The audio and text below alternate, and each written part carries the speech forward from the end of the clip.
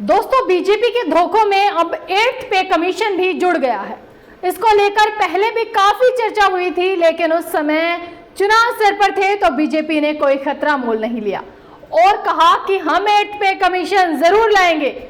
लेकिन अब यह दावा किया जा रहा है कि केंद्र वित्त विधेयक 2025 में संशोधन के जरिए पेंशन भोगियों के दो समूहों के बीच फर्क पैदा करने की कोशिश की। इसमें से जो जनवरी 2026 से पहले रिटायर हुए और दूसरे जो जनवरी 2026 के बाद रिटायर होंगे।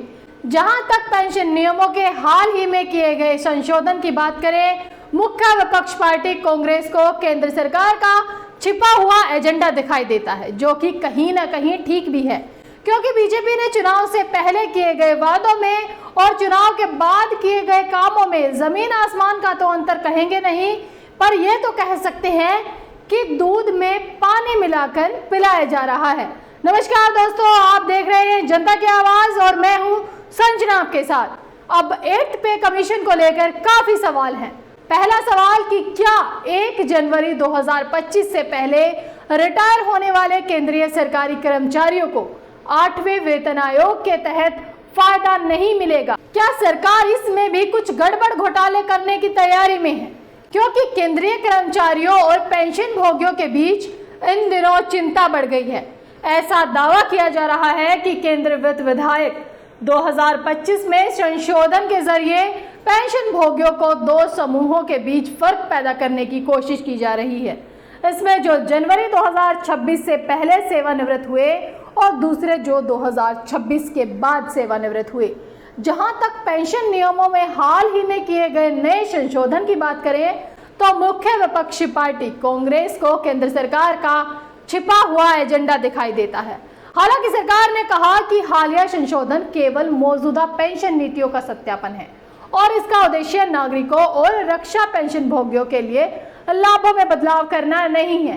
पेंशन को लेकर विवाद क्यों हुआ शुरू, आइए जानते हैं। आपको बता दें कि फाइनेंशियल बिल 2025 में central civil service CCS pension नियमों में कुछ बदलावों के चलते यह मुद्दा उठा। इस संबंध में all India today union Congress और कांग्रेस के सांसद KC वेणुगोपाल ने आरोप लगाया कि सरकार उन सभी पेंशन भोगियों को 8वें वेतन आयोग के लाभ से वंचित कर सकती है जो 2026 के पहले सेवानिवृत्त हो चुके हैं या सेवानिवृत्त होंगे। अमित्रिजीत कौर ने इसे लाखों पेंशन भोगियों के साथ विश्वासघात कहा, जबकि वेणुगोपाल ने इसे सरकार का छिपा हुआ एजेंडा बताया। कुछ मीडिया रिपोर्ट्स में यह भी कहा गया कि 8वें वेतन आयोग से सरकार पर 1 लाख करोड़ से भी ज्यादा का वित्तीय बोझ पड़ सकता है, जिससे यह बदलाव जरूरी हो गया है।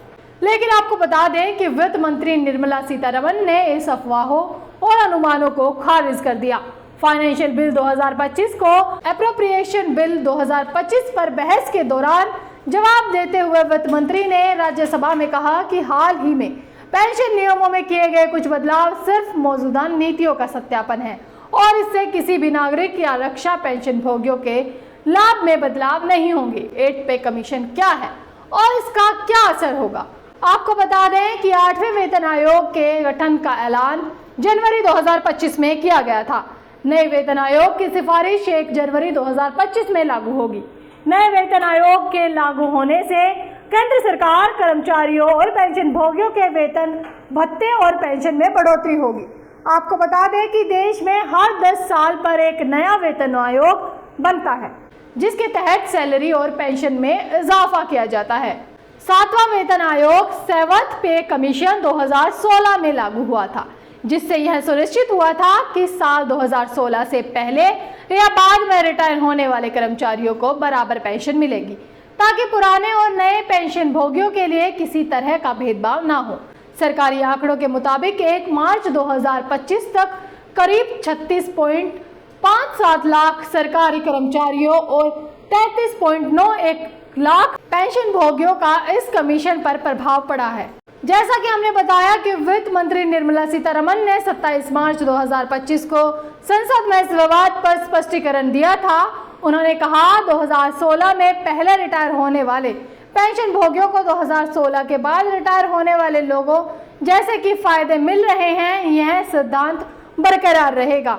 उन्होंने स्पष्ट किया कि फाइनेंशियल बिल में बदलाव एक सुधार की एक प्रक्रिया मात्र है, पेंशन से जुड़ा कोई भेदभाव नहीं है। इससे पहले 18 मार्च 2025 को उन्होंने सांसद कंगना रनौत और सजदा अहमद को बताया था कि जल्द ही 8वें वेतन आयोग को अंतिम रूप दिया जाएगा और इसके प्रभाव का आकलन बाद में किया जाएगा। लेकिन ये सरकार की मीठी टॉफी में कब नमक आ जाए पता नहीं चलेगा। तो आप निर्मला सीतारमण के बयान से ज्यादा खुश मत होइए। अभी सवाल है कि क्या पुराने पेंशन भोगियों पर भी इसका असर पड़ेगा। इसका जवाब है नहीं। टेक्निकल सुधार को गलत समझने के चलते यह पूरा विवाद शुरू हुआ। सरकार का मकसद पेंशन कलेक्शन को सरल करना है, न कि पुराने पेंशन भोगियों को इससे बाहर करना। 8वें वेतन आयोग की सिफारिशें 2026 के अंत तक 2027 की शुरुआत में आएगी और तब तक सभी पेंशन भोगियों के लिए संशोधन किए जाने की संभावना है। इससे पहले भी सरकार वेतन आयोग लागू करते हुए 1 साल का एरियर दे चुकी है, जिससे वित्तीय दबाव कम हो सके। आपके मन में 8 पे कमीशन से जुड़ा कोई भी सवाल हो तो हमें लिखकर जरूर बताएं और ऐसी खबरों के लिए देखते रहें जनता की आवाज। इस वीडियो को लाइक करें, शेयर करें और अगर पहली बार जनता की आवाज न्यूज चैनल को देख रहे हैं तो चैनल को सब्सक्राइब भी करें और घंटी जरूर बजाएं, चैनल की भी और सरकार की भी। आज की नेशनल मीडिया के मुकाबले में जनता का साथ दीजिए और उसकी ताकत बनिए, जनता की आवाज बनिए और हो सके तो इसके लिए चैनल को ज्वाइन भी करें।